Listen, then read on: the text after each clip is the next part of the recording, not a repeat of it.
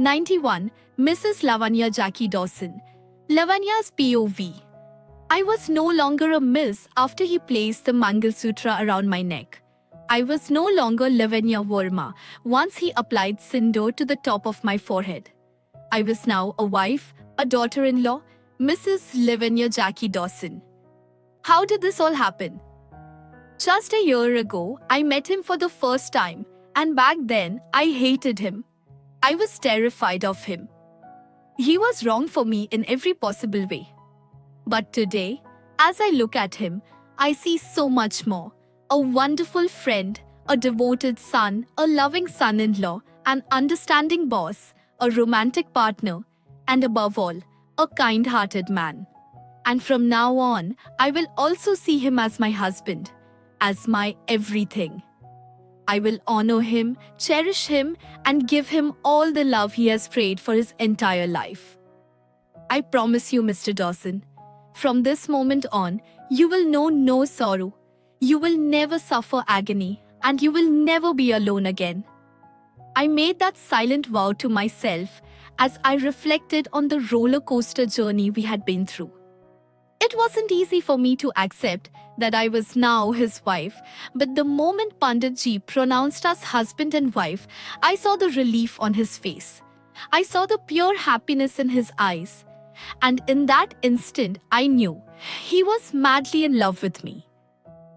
At that exact moment, I decided I will never let that smile fade from his face. After seeking blessings from our elders, we were finally allowed to sit together on a couch before we could eat. By then, it was already midnight, yet people were still coming up to congratulate us. Everything around me felt like it was moving in slow motion. I wanted to ask for water, so I turned to my husband. He was still grinning from ear to ear, thanking everyone for their kind wishes. May your smile always remain the same, I prayed silently. I glanced at both our parents, at our friends. They all seemed so genuinely happy. I am sure everyone is blessing us from the bottom of their hearts for a happy future. I smiled and looked at him again. You are my happiness, Mr. Dawson. I can't imagine a single moment without you anymore. I love you. As if he had heard my thoughts, he turned to me with a smile. I smiled back, but the moment he saw my face, his expression changed. His smile faded and his brows furrowed. Gently, he reached out and wiped something from my cheek with his thumb.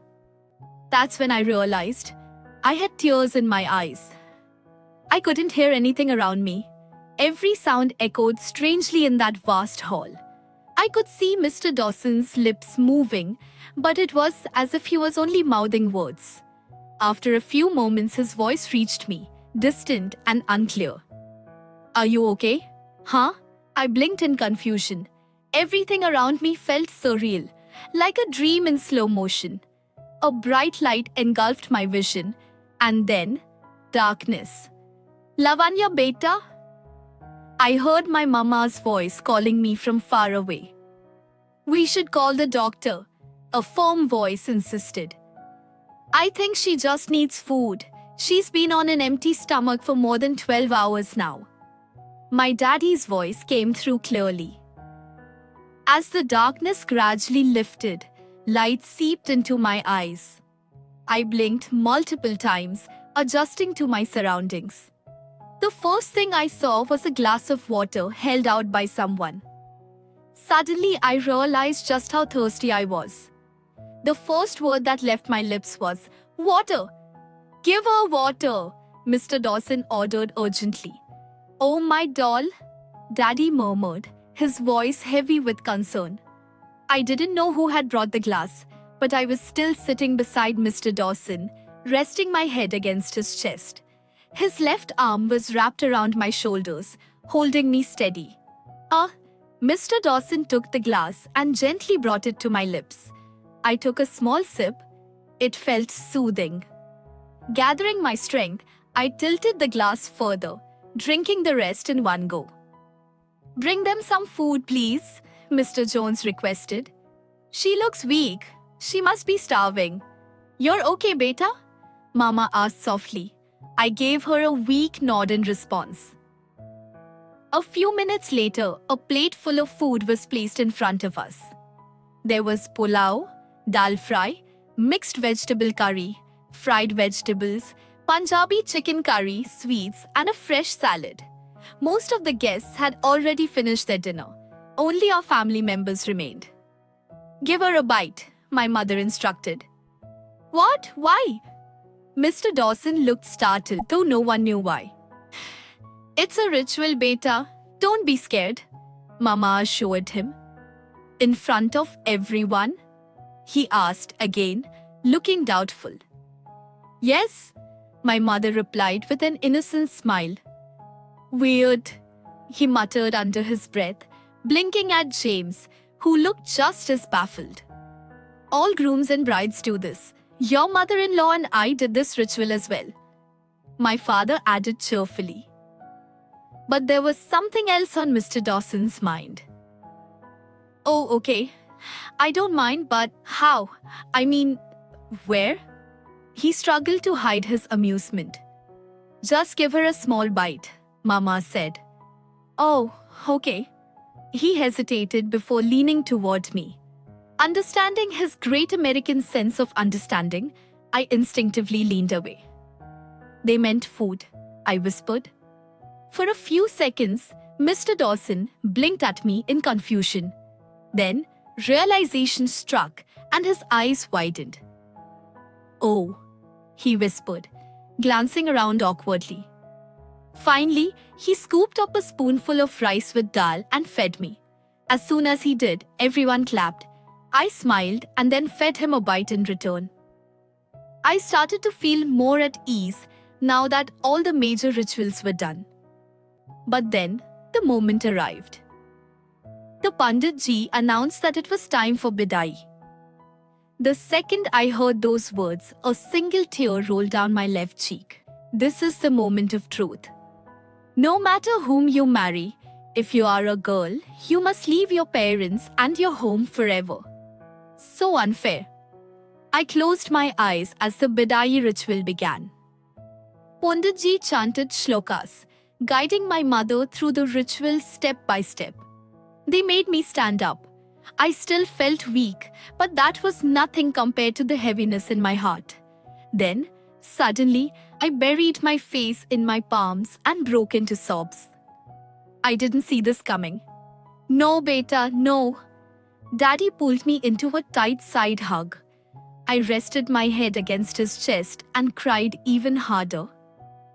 You are my strong girl, he whispered. And don't worry, doll. I've already warned Mr. Dawson. He won't ever hurt you. The moment he finished speaking, laughter rippled through the room. I looked up at my father, unable to say a word. I just wanted to memorize his face, to capture this moment without letting any other thought distract me. As I gazed at him, I suddenly felt a pair of hands rest gently on my shoulders. Slowly, I turned around. It was my mother. Her eyes were brimming with tears. Without a second thought, I rushed into her arms and started sobbing like a child. Mama! Lavanya, my mother wept along with me. Then I took a handful of dry rice and threw it backward over my head toward my parents. One of the most emotional rituals of Bidai. My mother caught the falling grains in the pleats of her sari, draped over her left shoulder, just as tradition required. None of us could hold back our tears. I turned and saw Ruhi, then pulled her into a tight hug. I'm going to miss you, Levi, she said in a choked voice. Me too, I replied, still holding on to her. And by the way, I've never told you this, she murmured. I pulled back slightly, releasing her from my arms. What? You're my only best friend. I have no one else, she confessed. Her words made me even more emotional. I swallowed my emotions and nodded. I know, I whispered. Then forcing a small smile, I added, and you're my only best friend. and the best bodyguard I could ask for. We both chuckled despite the tears in our eyes. Then I turned to Balram sir, who was already wiping his tears. Balram sir? I stepped toward him. Na bahina, please don't say goodbye. This is already hard enough. I don't think I can handle my tears. His voice wavered. You two will always be happy. That's my wish and my blessing. I know you'll keep each other happy. Rab ne banai, hai Judy. Salamat rahe hamisha. Mr. Dawson smiled. Don't worry, Balram. I will always fulfill these wishes of yours. Instead of saying anything else, Balram stepped forward and hugged Mr. Dawson, then nodded as he let go of his dear boss. Finally, we walked toward the decorated car. After giving my parents one last hug, I took my seat inside. I saw my father joining his palms together in a respectful gesture toward the groom's family. Mr. Dawson and Mr. Jones returned the gesture with gratitude. My mother-in-law embraced my mother, sharing a reassuring smile before everyone got into their cars. Mr. Dawson sat beside me while James and my in-laws took another vehicle. With my head lowered, I kept wiping away my tears. As the driver started the engine, I looked out of the window to wave at my parents, relatives, and friends. All of us had tears in our eyes.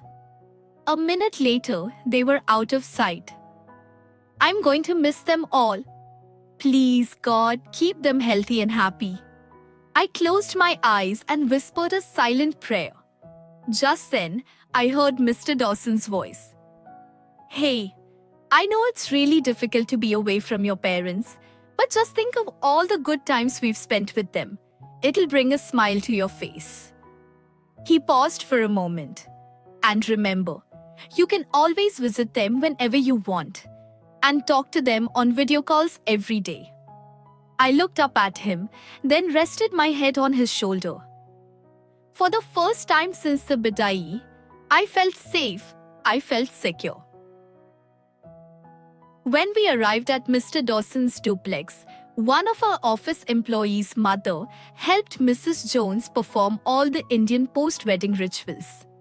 They welcomed me with flowers and gifts before escorting me to the guest room so I could change and rest for a while.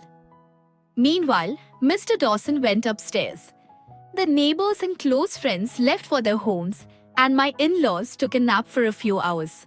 Later in the evening, we got ready for the reception party, which was being held at a different venue. Professional beauticians and stylists arrived to help me get dressed. When I finally looked at my reflection in the mirror, I was mesmerized.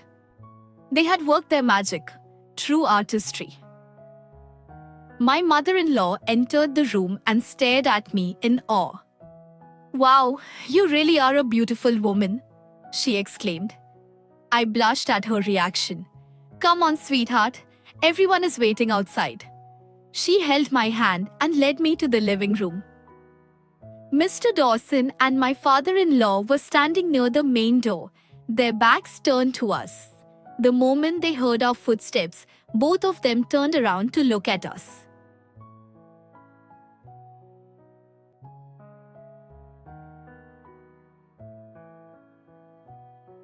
Jackie's POV. I was talking to Matt about the venue and the cars when I heard approaching footsteps. Instinctively, I turned around and so did Matt. And just like that, time stood still. My eyes locked onto the goddess of beauty and elegance standing before me. It was my newly wedded wife, Mrs. Lavanya Jackie Dawson. She was dressed in a stunning pastel pink and blue outfit. The pastel pink top and skirt were adorned with silver star embellishments, shimmering under the lights. A sheer pastel blue stole draped over her shoulders, also decorated with twinkling stars.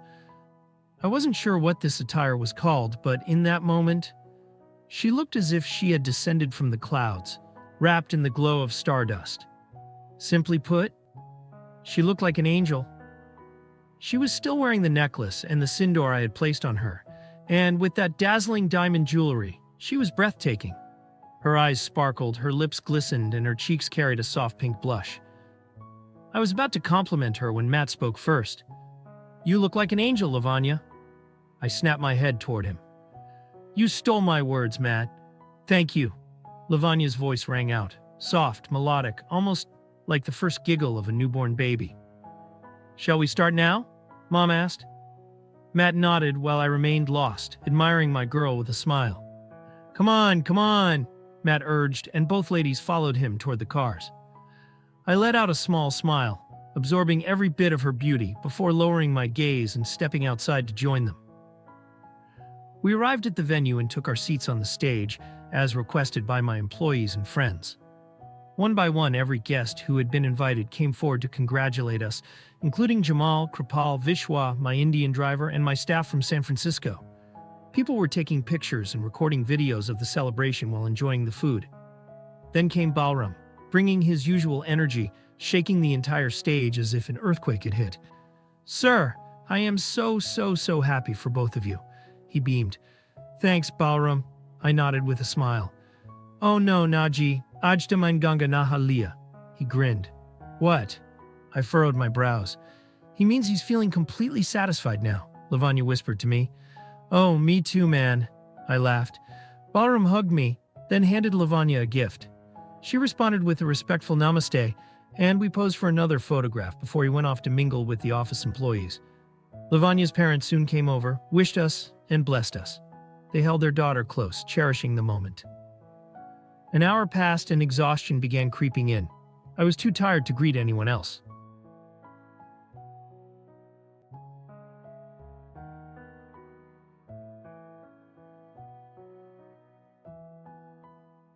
Author's POV.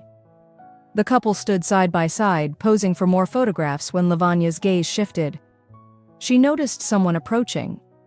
The bright camera flashes made it difficult for Jackie to see anything, but behind the diffused lights, Lavanya could clearly make out a silhouette. Her expression changed instantly. "Ma'am, please smile," the photographer requested. But Lavanya remained frozen. Noticing her sudden shift in expression, the photographer hesitated, his own brows furrowing in confusion. Jackie, sensing something was wrong, followed his gaze, his concern growing as he turned to look at his wife. Lavanya had turned completely pale. Concerned, Jackie asked, "Hey, love, what's wrong? Are you okay?" But she didn't respond. Instead, her eyes remained locked on the shadowy figure approaching them. Jackie grew curious. He leaned slightly toward Lavanya, following her gaze to see what, or who, had caught her attention. Through the blinding camera flashes, he made out the silhouette of a man carrying a large bouquet. As the man walked closer, the shifting light behind him gradually unveiled his face, lifting the veil of suspense. And then, Jackie saw him clearly. His eyes widened in shock. Muttering under his breath in disbelief, he whispered, "Virat?"